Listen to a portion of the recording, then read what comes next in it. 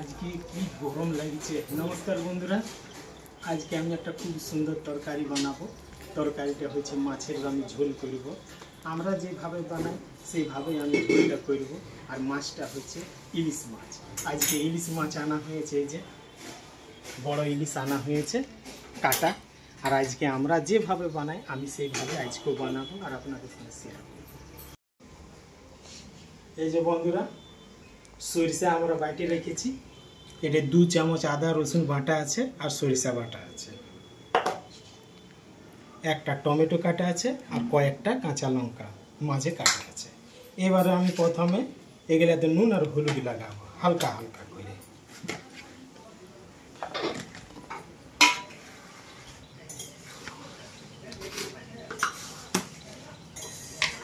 এটাতে প্রথমে আমি 1 চামচ হলুদ দেব,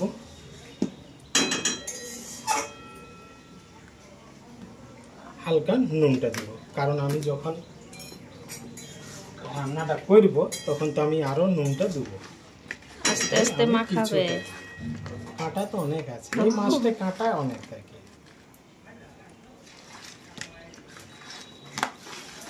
ইলিশ মাছ মানে কাঁটা, কাঁটাই সাজা। হ্যাঁ, অনেক কাঁটা, অনেক অনেক, কিন্তু স্বাদের জন্য খাইতে হয়। খুবই টেস্ট।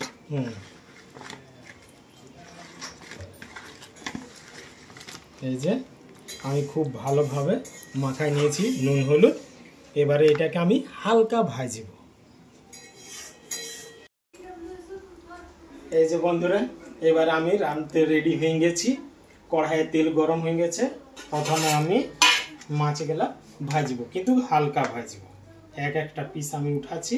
এই যে হালকা হালকা ভাজবো, বেশি আমি কোনো ভাজবো না।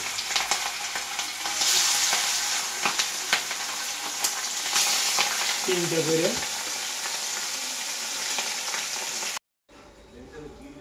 এই যে বন্ধুরা, আমি হালকা করে ভেজে নিয়েছি। এই যে কাঁচা ভাব আছে, বেশি খরাই নেই।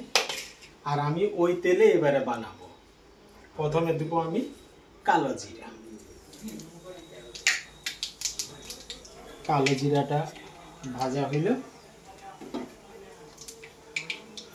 এইবারে আমি দেব এই যে সরিষা আদা রসুন বাটা।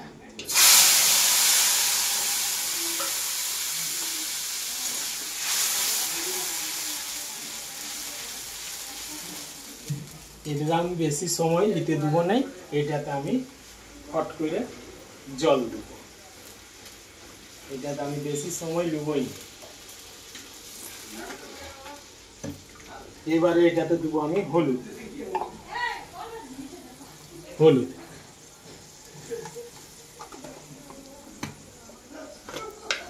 হলুদের পরে আমি এটাতে,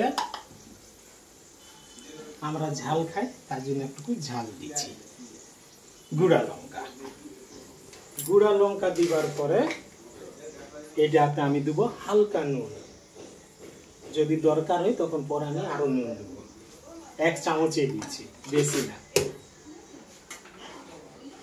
এইভাবে আমি হালকা হালকা চালাবো। এটা কিছুক্ষণ ফুটুক, হলুদের যে কাঁচা গন্ধটা আছে সেটা মরুক।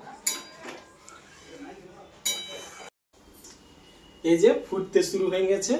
এবার এটাতে আমি মাছটা দেবো। এই যে একটা করে আমি হালকা ভাবে ছাড়ি ছাড়ি দেবো। এইভাবে মাথাটা আমি মিক্স করছি না।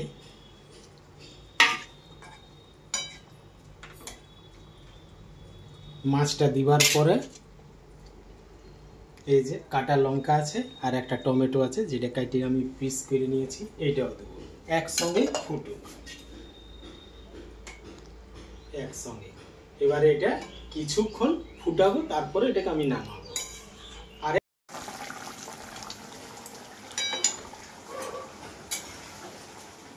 এই যে বন্ধুরা, আমার ইলিশ ঝোল রেডি। এবারে আমি গ্যাস বন্ধ করব আর নামাবো।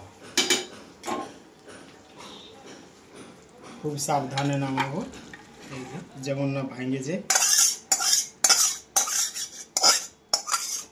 এক এক টুকু ঝোলে এক খাবল করে ভাত খাওয়া হবে। খুব সুন্দর খুশবু দিছে, গোটা ঘরটা খুশবুয়ে ভরে গেছে।